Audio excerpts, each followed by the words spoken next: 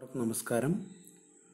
ഇന്ന് ഈ വീഡിയോയിലൂടെ നമ്മൾ പുതിയ ചാപ്റ്ററിലേക്ക് കിടക്കുകയാണ്, ആരോമാറ്റിക് കോമ്പൗണ്ട്സ്. സോ ആരോമാറ്റിക് കോമ്പൗണ്ട്സിൻ്റെ ഒരു ഇൻട്രൊഡക്ഷൻ വീഡിയോ ആണ് ആക്ച്വലി ഇത്. ഇതിൽ ആകെ വളരെ കുറച്ച് ഞാൻ എടുക്കുന്നുള്ളൂ. സോ ആരോമാറ്റിക് കോമ്പൗണ്ട്സ് എന്ന് പറഞ്ഞു കഴിഞ്ഞ് കഴിഞ്ഞാൽ മെയിനായിട്ട് ബെൻസീൻ ആൻഡ് ഇറ്റ്സ് ഡെറിവേറ്റീവ്സ് ആണ് നമ്മൾ ഈ ചാപ്റ്ററിൽ പഠിക്കുന്നത്. So the term aromatic compounds was first used by Kekulé to classify benzene and its derivatives. Benzene and its derivatives, many of which possess fragrance or aroma. So aroma എന്ന് പറഞ്ഞു കഴിഞ്ഞ് കഴിഞ്ഞാൽ നമുക്കറിയാം ഫ്രാഗ്രൻസ് ആണ്. സോ ആ ഒരു smell, ആ ഒരു ഓർഡർ ഉള്ളത് കൊണ്ടാണ് പൊതുവെ മുന്നേ ഹിസ്റ്റോറിക്കലി ഉള്ള ഒരു ഡെഫിനിഷനാണ് ഞാൻ പറയുന്നത്. ഒരു ഫ്രാഗ്രൻസ് ഉള്ള കോമ്പൗണ്ട്സ് എന്നുള്ളതായിരുന്നു ആക്ച്വലി ആദ്യത്തെ ഒരു കൺസെപ്റ്റ്. പിന്നെ അത് ഫ്രാഗ്രൻസ് അല്ല, കാരണം ഫ്രാഗ്രൻസ് ഇല്ലാത്ത കുറേ കോമ്പൗണ്ട്സും ആരോമാറ്റിക് കോമ്പൗണ്ട്സായിട്ട് കൺസിഡർ ചെയ്യുന്നുണ്ട്. ഇവിടെ കെമിക്കൽ സ്റ്റെബിലിറ്റിയാണ് ആരോമാറ്റിക് കോമ്പൗണ്ട്സിനെ പറ്റി പറയുമ്പോൾ പറയേണ്ട കാര്യം. കെമിക്കൽ സ്റ്റെബിലിറ്റി എന്ന് പറയുമ്പോൾ നമുക്കറിയാം ആരോമാറ്റിക് കോമ്പൗണ്ട്സ് സ്റ്റേബിൾ ആവുക. നിങ്ങൾ ചെറിയ ക്ലാസ്സിൽ ഹക്കൽസ് 4n+2 പൈ റൂളൊക്കെ പഠിച്ചിട്ടുണ്ടാവും. സോ ഒരു കോമ്പൗണ്ട് ആരോമാറ്റിക് ആണോ അല്ലെങ്കിൽ ആരോമാറ്റിക് അല്ലയോ എന്നുള്ളതൊക്കെ തീരുമാനിക്കുന്നത് ആ ഒരു റൂള് വെച്ചിട്ടാണ്. സോ ആ റൂള് പൊതുവെ ആ ഒരു ആരോമാറ്റിക് കോമ്പൗണ്ട് ഒരു കോമ്പൗണ്ട് ആരോമാറ്റിക് ആണെങ്കിൽ അത് ആക്ച്വലി അതിന് കുറച്ചുകൂടെ കെമിക്കൽ സ്റ്റെബിലിറ്റി ഉണ്ട് എന്നുള്ള കാര്യങ്ങളൊക്കെ ഡീൽ ചെയ്യുന്നതാണ്. സോ ഇപ്പോഴത്തെ ഡെഫിനിഷൻ പ്രകാരം aromatic is associated with chemical stability rather than aroma. So പക്ഷേ ഇതിൽ നമ്മൾ ബെൻസീൻ ആൻഡ് ഇറ്റ്സ് ഡെറിവേറ്റീവ്സ് എന്ന് പറയുമെങ്കിലും ആക്ച്വലി നോൺ ബെൻസീനോയിഡ് ആയിട്ടുള്ള ആരോമാറ്റിക് കോമ്പൗണ്ട്സും ഉണ്ട്. പക്ഷേ majority benzene and its derivatives ആണ്. So benzene and its derivatives ആയതുകൊണ്ട് തന്നെ അതിന് നമ്മൾ അരീൻ ആൻഡ് അരീൻസ് ഡെറിവേറ്റീവ്സ് എന്നുകൂടെ നമ്മൾ പറയാറുണ്ട്. സോ ഇതിൽ ഹൈഡ്രോ കാർബൺസ് വരും, കീറ്റോൺസ് വരും, ആൽഡിഹൈഡ്സ് വരും, അമീൻസ് വരും, ഈത്തേഴ്സ് വരും, ആസിഡ്സ് വരും. ഒരുപാട് കാറ്റഗറി ഓഫ് ആരോമാറ്റിക് കോമ്പൗണ്ട്സ് ഉണ്ട്. സോ നമ്മൾ ആദ്യത്തെ ഭാഗം എന്ന് പറഞ്ഞു കഴിഞ്ഞ് കഴിഞ്ഞാൽ സ്ട്രക്ചറാണ്. സ്ട്രക്ചർ നമ്മൾ to start with benzene. So ബെൻസീനിന് നമുക്കറിയാം 6 കാർബൺ 6 ഹൈഡ്രജൻ. ഓക്കെ. സോ അതിനെ നമുക്ക് 2 രീതിയിൽ റെപ്രസെൻ്റ് ചെയ്യാം. ഒന്നാമത്തത് alternate single and double bond ആയിട്ട് ഇങ്ങനെ വരച്ചു.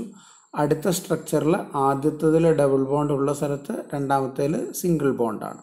ഓക്കെ, നമുക്കിങ്ങനെ 2 രീതിയിൽ വരയ്ക്കാം. സോ ഇതിൻ്റെ ഒരു ഹൈബ്രിഡ് സ്ട്രക്ചറാണ് ഇതെന്ന് പറയുന്നത്. Where the central circle in the middle of central circle in the middle of hexagon indicates the delocalization of electrons. So actually ഇവിടെ 3 പൈ ബോണ്ട് ഉണ്ട്. പൈ ബോണ്ടിൽ പൈ ഇലക്ട്രോൺസ് ഉണ്ട്. സോ ഇതിൻ്റെ ഒരു ഫാക്റ്റ് എന്താണെന്ന് വെച്ച് കഴിഞ്ഞ് കഴിഞ്ഞാൽ ഈ മൊത്തത്തിലുള്ള 3 പൈ ബോണ്ട് മാത്രമല്ല, ആക്ച്വലി ഇതിൻ്റെ ഇടയിലുള്ള single bond actually not single bonds. അതിന് ഇപ്പുറത്തെ സ്ട്രക്ചറിൽ നോക്കുമ്പോൾ അവിടെ ഡബിൾ ബോണ്ടല്ലേ കാണുന്നത്. അതായത് ശരിക്ക് ഈ ബെൻസീനിൽ ഡബിൾ ബോണ്ടോ സിംഗിൾ ബോണ്ടോ പ്യുവർ ഡബിൾ ബോണ്ടോ പ്യുവർ സിംഗിൾ ബോണ്ടോ ആയിട്ടുള്ളൊരു ബോണ്ടില്ല. ഇതൊരു പാർഷ്യൽ ഡബിൾ ബോണ്ട് ക്യാരക്ടറായിരിക്കും ഇതിനുണ്ടാവുക. സോ ഇതിൻ്റെയൊക്കെ ബോണ്ട് ലെങ്ത്തും ബാക്കിയുള്ള ബോണ്ട് പാരാമീറ്റേഴ്സൊക്കെ പക്ക സിംഗിൾ ബോണ്ടിൻ്റെയോ ഡബിൾ ബോണ്ടിൻ്റെയോ ആയിരിക്കില്ല. അതിലൊരു പാർഷ്യൽ ഡബിൾ ബോണ്ട് ക്യാരക്ടറായിരിക്കും. സോ ഇവിടെ ഈ പൈ ബോണ്ട് ആക്ച്വലി ഈ ഒരു എല്ലാ കാർബണിലും ജസ്റ്റ് ഫ്ലോ ചെയ്യുകയാണ് ചെയ്യുക. അതുകൊണ്ടാണ് നമ്മളതിനെ ഡീലോക്കലൈസേഷൻ, ലോക്കലൈസേഷൻ എന്ന് പറഞ്ഞു കഴിഞ്ഞാൽ ഒരു സ്ഥലത്ത് ഒതുങ്ങി നിൽക്കുന്നത്. ഡീലോക്കലൈസേഷൻ എന്ന് പറഞ്ഞു കഴിഞ്ഞ് കഴിഞ്ഞാൽ ഒരു സ്ഥലത്തും ഒതുങ്ങി നിൽക്കാതെ അത് ഫ്ലോ ചെയ്യുന്നതാണ്. അതുകൊണ്ടാണ് നമ്മളതിനെ സർക്കിളായിട്ട് റെപ്രസെൻ്റ് ചെയ്യുന്നത്. ഓക്കെ, സോ ഹൈഡ്രജൻസിനെയൊക്കെ മാറ്റി നമ്മളിങ്ങനെ കൺവീനിയൻ്റ് ആയിട്ട് ഇങ്ങനെയും ബെൻസീനെ എഴുതാറുണ്ട്. ദെൻ ഇനി ആ ബെൻസീനിൽ നിന്ന് ഡിറൈവ് ചെയ്യുന്ന രണ്ടാൾക്കാരെയാണ് പറയുന്നത്. C6H6 ആണ് ബെൻസീൻ. C6H5നെ നമ്മൾ ഫിനൈൽ ഗ്രൂപ്പ് എന്നാണ് പറയുക. സോ ഇവിടെ എന്തെങ്കിലും ഒരു കോമ്പൗണ്ട് ഉണ്ട്, ഓക്കെ, അങ്ങനെ എന്തെങ്കിലും ഒരു ഗ്രൂപ്പ് ഉണ്ടെങ്കിൽ ഇത് ആക്ച്വലി ഫിനൈൽ ഗ്രൂപ്പ് എന്നാണ് പറയുക. C6H5 ഇവിടെ bonded to some other group. Then C6H5CH2 ഇങ്ങനെ വരുന്നതിനെ നമ്മൾ ബെൻസൈൽ ഗ്രൂപ്പ് എന്നാണ് പറയുക. Benzyl group. ഓക്കെ, ദെൻ നോമൻക്ലേച്ചറിലേക്ക് കിടക്കുകയാണ്. നോമൻക്ലേച്ചറിൽ നമുക്ക് 3 തരത്തിലുള്ള നോമൻക്ലേച്ചേഴ്സ് ഉണ്ട്. Mono substituted benzene, di substituted benzene and poly substituted benzene. So ഇവിടെ ഈ ഒരു വീഡിയോയിൽ മോണോ സബ്സ്റ്റിറ്റ്യൂട്ടഡ് ബെൻസീൻ മാത്രമാണ് നമ്മൾ കാണുന്നത്. സോ മോണോ സബ്സ്റ്റിറ്റ്യൂട്ടഡ് ബെൻസീനിൽ നമ്മൾ ജനറലി എൻഡിങ് വിത്ത് ബെൻസീൻ ആയിട്ടാണ് നമ്മൾ റെപ്രസെൻ്റ് ചെയ്യുക പേര്.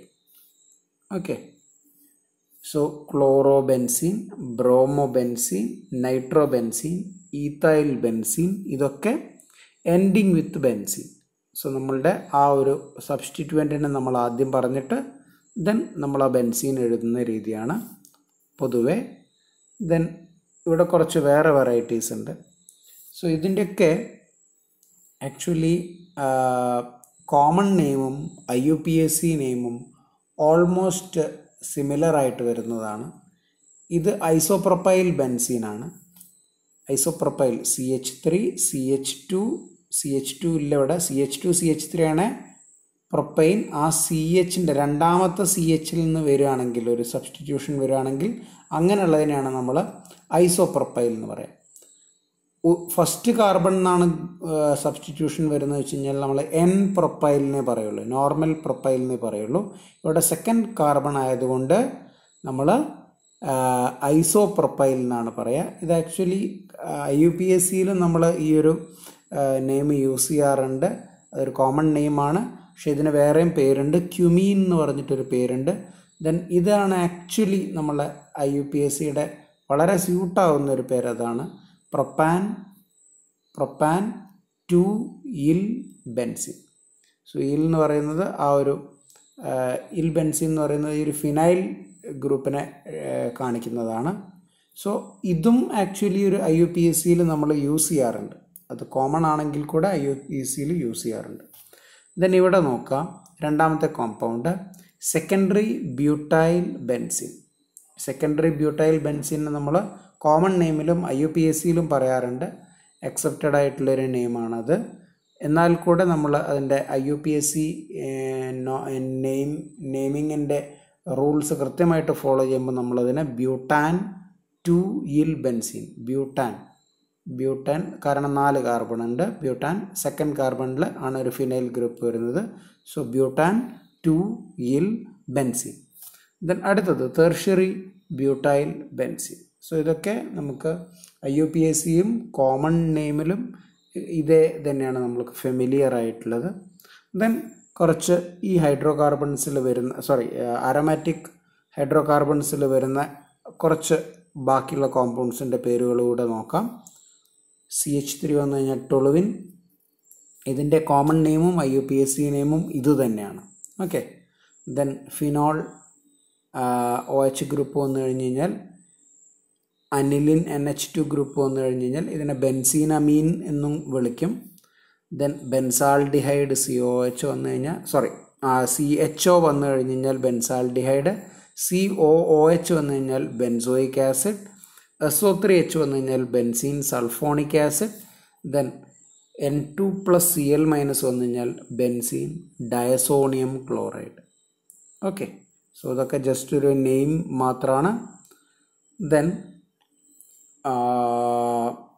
കുറച്ചുകൂടെ സബ്സ്റ്റിറ്റ്യൂവൻ്റ് ആയിട്ട് വരികയാണെങ്കിൽ, അതായത് ബെൻസീൻ ഗ്രൂപ്പ് ഞാൻ പറഞ്ഞു 2 തരത്തിൽ നമുക്ക് സബ്സ്റ്റിറ്റ്യൂഷൻസിന് എഴുതാൻ പറ്റും. C6H5 ഗ്രൂപ്പ് ആണെങ്കിൽ നമ്മൾ ഫിനൈൽ ഗ്രൂപ്പ് എന്നാണ് പറയുക. C6H5CH2 ഗ്രൂപ്പ് ആണെങ്കിൽ ബെൻസൈൽ ഗ്രൂപ്പ് എന്നാണ് പറയുക. സോ ഈ പറഞ്ഞ കോമ്പൗണ്ട്സ് ഒക്കെ സിമ്പിളായിട്ടുള്ള കോമ്പൗണ്ട്സ് ആണ്. കുറച്ചൊരു കോംപ്ലക്സ് കോമ്പൗണ്ട്സിലേക്ക് കടക്കുമ്പോൾ ഈ ഫിനൈൽ സബ്സ്റ്റിറ്റ്യൂഷനും ബെൻസൈൽ സബ്സ്റ്റിറ്റ്യൂഷനൊക്കെ നമുക്ക് കാണാൻ പറ്റും. അങ്ങനെയുള്ള കുറച്ച് എക്സാമ്പിൾസ് ആണിത്. സോ ഇവിടെ ആക്ച്വലി ഇവിടെ ഒരു CH2 ഉണ്ട് കേട്ടോ. CH3, CH2, CH2, CH2, CH3. So 1, 2, 3, 4, 5, 6. So ഇതൊരു ഹെക്സൈൻ ആണ്. ഹെക്സൈൻ്റെ രണ്ടാമത്തെ പൊസിഷനിൽ C6H5 ഗ്രൂപ്പ് ഇവിടെ സബ്സ്റ്റിറ്റ്യൂവൻ്റ് ആയിട്ട് വന്നിരിക്കുകയാണ്. അതുകൊണ്ടാണ് നമ്മൾ 2-ഫിനൈൽ ഹെക്സൈൻ എന്ന് പറയുന്നത്. ദെൻ ഇത് ആക്ച്വലി ഒരു ഈതർ ഫോർമാറ്റ് ആണ്. കാരണം ROR ഈതർ ഫോർമാറ്റ് ആണ്. സോ ഈതറിൽ ഇവിടെ R അല്ലെങ്കിൽ AR എന്ന് പറയുന്ന ആ ഒരു ഗ്രൂപ്പ് ഇവിടെ C6H5 ആയതുകൊണ്ട് ഡൈഫിനൈൽ ഈതർ. സോ ഇവിടെ ഫിനൈൽ എന്നുള്ള പേരാണ് വരുന്നത്. C6H5O C6H5. ദെൻ അടുത്തത് നോക്കുക, C6H5CH2 ബെൻസൈൽ ഗ്രൂപ്പ്. ഇതും ഒരു ഈതർ കോമ്പൗണ്ടാണ്. ഈ ഒരു ഗ്രൂപ്പ് R അല്ലെങ്കിൽ AR ആയിട്ട് എടുക്കുക, ഇതൊരു AR ആയിട്ട് എടുക്കുക. സോ AROAR അല്ലെങ്കിൽ ROR ഈതർ ഫോർമാറ്റ് ആണ്. So dibenzyl ether. So mono substituted ബെൻസീൻസിൻ്റെ നോമൻക്ലേച്ചർ ആണ് കണ്ടത്. കുറച്ച് കോമൺ നെയിംസും IUPAC നെയിംസും. സോ അടുത്ത വീഡിയോയിൽ നമ്മൾ അല്ലെങ്കിൽ അടുത്ത ക്ലാസ്സിൽ നമ്മൾ ഇതിൻ്റെ ഹയർ സബ്സ്റ്റിറ്റ്യൂട്ടഡ് ആയിട്ടുള്ള ബെൻസീൻസിൻ്റെ നോമൻക്ലേച്ചറും ഡീറ്റെയിൽസും കടക്കും. സോ ഇന്നത്തെ ഈ ഒരു ക്ലാസ് വളരെ കുറച്ചേ എടുത്തിട്ടുള്ളൂ. വളരെ ആ ഒരു ബേസിക് ആയിട്ടുള്ള കാര്യങ്ങൾ മാത്രമേ പറഞ്ഞിട്ടുള്ളൂ. എല്ലാവർക്കും മനസ്സിലായി എന്ന് വിചാരിക്കുന്നു. ആർക്കെങ്കിലും എന്തെങ്കിലും ഡൗട്ടോ കൺഫ്യൂഷൻസോ എന്തെങ്കിലും ഉണ്ടെങ്കിൽ ചോദിക്കാം. Okay, so thank you.